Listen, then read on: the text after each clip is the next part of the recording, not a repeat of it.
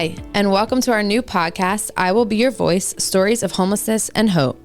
Daily, we're having conversations with practitioners and thought leaders in the field.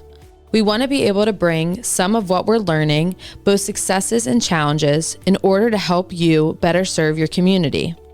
The I Will Be Your Voice podcast will amplify voices and stories of students experiencing homelessness across Pennsylvania and beyond. I am one of your hosts, Melissa Turnpaw, a Youth Development Coordinator. And I'm your co-host, Matt Butensky, Project Manager with Pennsylvania's Education for Children and Youth Experiencing Homelessness program, often referred to as ECYEH or ECYA.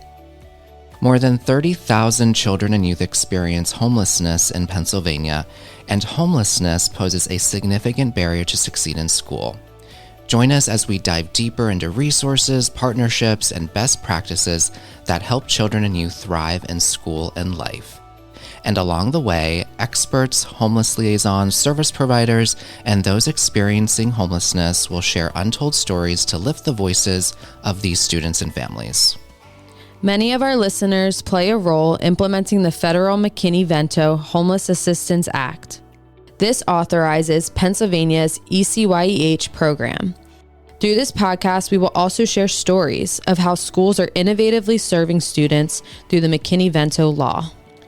Please join us for our first podcast episode of I Will Be Your Voice, Stories of Homelessness and Hope, as we meet with Dr. Rajni Shankar-Brown, President of the National Coalition for the Homeless Board.